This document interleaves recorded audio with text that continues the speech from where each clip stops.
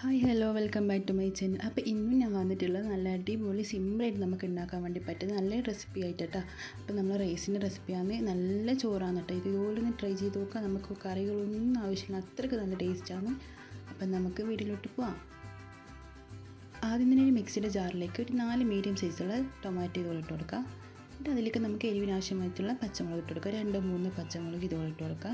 ഇതിലേക്ക് ഒരു ചെറിയൊരു സവാളയും കൂടി ഇട്ട് കൊടുത്തിട്ട് 1 ടീസ്പൂണോളം ജിഞ്ചർ ഗാർലിക് പേസ്റ്റും കൂടി ഇട്ട് കൊടുത്തിട്ട് നന്നായിട്ടൊന്ന് അരച്ചെടുക്കാം. ഇതുപോലെ അരച്ചതിന് ശേഷം ഇതൊരു സൈഡിലേക്ക് മാറ്റി വെക്കാം. ഇനി ഒരു പാത്രത്തിലേക്ക് 2 ടീസ്പൂണോളം എണ്ണ ഒഴിച്ച് കൊടുക്കുക. ഒരു 1/4 ടീസ്പൂൺ കടുക് ഇട്ടിട്ട് അത് നന്നായിട്ടൊന്ന് പൊട്ടി വരുന്ന സമയത്ത് അതിലേക്ക് ഒരു 1/4 ടീസ്പൂണോളം ചെറിയ ജീരകം കൂടി ഇട്ട് കൊടുക്കാം കേട്ടോ.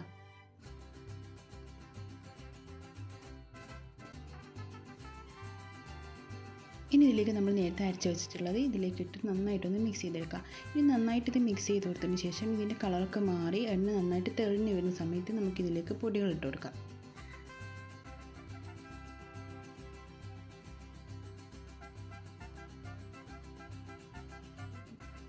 ഇതുപോലെ ആയതിനു ശേഷം നമുക്കിതിലേക്ക് ആവശ്യത്തിനുള്ള പൊടികൾ ഇട്ട് കൊടുക്കുക. ഒരു 1/4 ടീസ്പൂണോളം മഞ്ഞൾപ്പൊടിയും 1/2 ടീസ്പൂണോളം കാശ്മീരി ചില്ലി പൗഡറും കൂടി ഇട്ട് കൊടുക്കുക.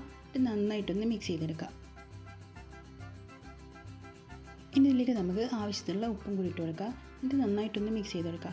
ഇനി നമുക്ക് ആവശ്യമായിട്ടുള്ളത് ഇതിലേക്ക് വേറൊന്നും വേണ്ട കേട്ടോ. 1 ടേബിൾ സ്പൂണോളം നമുക്ക് തൈര് ഉണ്ടല്ലോ, നല്ല പുളിപ്പില്ലാത്ത തൈര്. അപ്പോൾ മിൽക്കി മിക്സിൻ്റെ തൈരാട്ടോ ഇതിന് നല്ലത്, അതിന് പുളിപ്പ് കുറവായിരിക്കും. അപ്പോൾ അതില്ലെങ്കിൽ നമുക്ക് സാധാരണ തൈരായാലും കുഴപ്പമൊന്നുമില്ല കേട്ടോ. ഇനി ഈ തൈര് ഇട്ട് കൊടുത്തതിന് ശേഷം നന്നായിട്ടൊന്നും കൂടി ഒന്ന് മിക്സ് ചെയ്തെടുക്കാം. ഇപ്പോൾ എല്ലാം കൂടി നന്നായിട്ട് മിക്സായി കിട്ടിയിട്ടുണ്ടെങ്കിൽ ഇതിലേക്ക് നമുക്ക് 1 കപ്പ് ചോറ് ഇട്ട് കൊടുക്കാം. നമ്മൾ സാധാരണ വൈറ്റ് റൈസ് ഉണ്ടല്ലോ, നമ്മൾ വെറും ചോറ്, അത് നമുക്ക് ഇതിലേക്ക് ഇട്ട് കൊടുത്തതിന് ശേഷം നന്നായിട്ടൊന്ന് മിക്സ് ചെയ്തെടുക്കാം.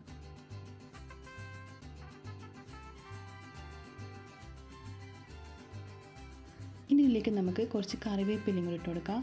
എന്നിട്ട് നന്നായിട്ട് ഒന്നും കൂടി ഒന്ന് മിക്സ് ചെയ്തെടുക്കാം.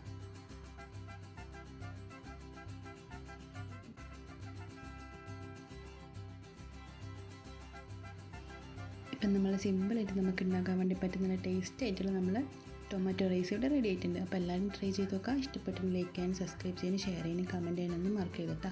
അപ്പോൾ നമുക്ക് മറ്റൊരു വീഡിയോ പിന്നെ കാണാം. Bye, thank U.